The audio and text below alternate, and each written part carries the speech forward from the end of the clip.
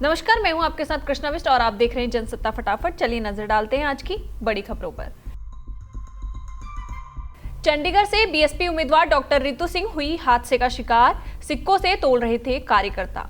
पंजाब के चंडीगढ़ से बीएसपी उम्मीदवार डॉक्टर रितु सिंह हादसे का शिकार हो गई। सोमवार को एक कॉलोनी में पार्टी कार्यकर्ता डॉक्टर रितु सिंह को सिक्कों से तोल रहे थे। इसी वक्त लकड़ी का तमगा टूटकर उनके सिर में लग गया और वो बुरी तरह घायल हो गई। इसके बाद उन्हें इलाज के लिए तुरंत हॉस्पिटल ले जाया गया। उनके सिर पर कुछ टांके लगे और उसके बाद उन्हें घर भेज दिया गया। प्रज्वल रवेन्ना के वीडियो जारी करने पर एसआईटी अलर्ट ठिकाने के बारे में जुटाई जा रही जानकारी। कर्नाटका में सेक्स स्कैंडल के आरोपी प्रज्वल रवेन्ना ने सोमवार को कहा, मैं 31 मई को एसआईटी के सामने पेश हो जाऊंगा। मेरे खिलाफ लगे सभी आरोप झूठे हैं। मुझे अदालत पर भरोसा है और विश्वास है कि मैं अदालत के जरिए झूठे मामलों से बाहर आ जाऊंगा। प्रज्वल का यह बयान पूर्व प्रधानमंत्री एचडी देवेगौड़ा और उनके दादा की गुरुवार 23 मई को चेतावनी के 3 दिन बाद आया। पूर्व प्रधानमंत्री ने कहा था कि वे भारत लौट आए हैं और जांच का सामना करें। उन्हें यह दावा भी किया कि इस मामले की जांच में उनके और उनके परिवार की तरफ से कोई दखलंदाजी नहीं की जाएगी। आखिरी चरण से पहले पीएम मोदी आज बंगाल में, राहुल गांधी वाराणसी से करेंगे प्रचार। लोकसभा चुनाव के आखिरी चरण का चुनाव 1 जून को होना है और नतीजे 4 तारीख को घोषित हो जाएंगे। इससे पहले सभी राजनीतिक दल प्रचार में जुटे हैं। आज एक तरफ समाजवादी पार्टी के प्रमुख अखिलेश यादव और राहुल गांधी संयुक्त रैली करेंगे, वहीं दूसरी तरफ पीएम मोदी झारखंड में एक रैली को संबोधित करेंगे। उसके बाद पीएम मोदी कोलकाता में एक रोड शो भी करेंगे। बस कुछ दिन और फिर गर्मी से मिलेगी निजात। आईएमडी ने लू को लेकर जारी किया अलर्ट। गर्मी ने चारों तरफ हाहाकार मचा रखा है। लोगों का हाल बेहाल हुआ पड़ा है। पारा 45 के आसपास नजर आ रहा है।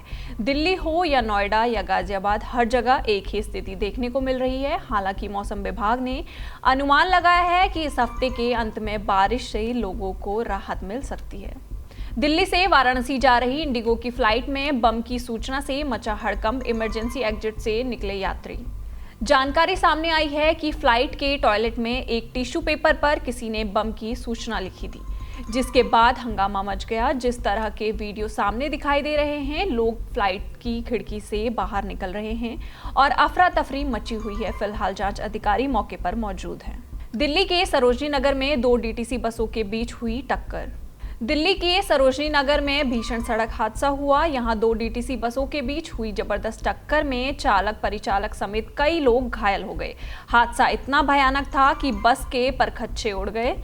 घटना की सूचना के बाद दिल्ली पुलिस मौके पर पहुंची और घायलों को अस्पताल भिजवाया गया। फिलहाल इस भीषण एक्सीडेंट के कारण की वजह तलाशी जा रही है। उत्तराखंड के पिथौरागढ़ में सुबह 6:43 पर महसूस किए गए भूकंप के झटके।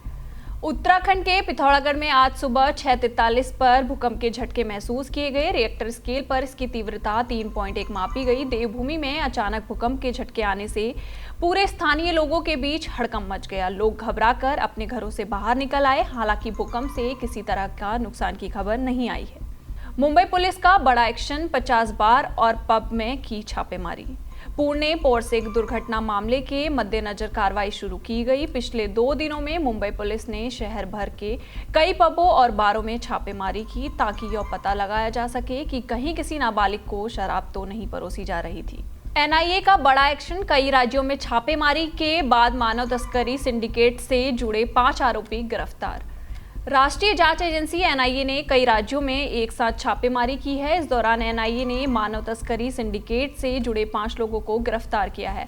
आरोपी बेरोजगारों को काम का झांसा देकर कंबोडिया, वियतनाम और लाओस जैसे स्थानों पर भेजते थे। एनआईए ने इन्हें दिल्ली, हरियाणा, पंजाब, महाराष्ट्र, उत्तर प्रदेश, बिहार, गुजरात और चंडीगढ़ समेत 15 स्थानों पर छापेमारी के बाद गिरफ्तार किया। रेमल से तबाह पश्चिम बंगाल, 6 की मौत, 29,000 से ज्यादा घरों को नुकसान। रेमल तूफान ने पश्चिम बंगाल में भारी तबाही मचाई है। इस तूफान की वजह से 6 लोगों की मौत की बात सामने आई है। वहीं 2,500 घर पूरी तरह नष्ट हो गए हैं। 27,000 घर आंशिक रूप से नष्ट हुए हैं। उन्होंने बताया कि इसके अलावा 2,140 से अधिक पेड़ उखड़ गए हैं और राज्य के विभिन्न हिस्सों में लगभग 1,700 बिजली के खंभे गिर गए हैं। इसी तरह की देश दुनिया की खबरों के साथ जुड़े रहने के लिए देखते रहिए जनसत्ता।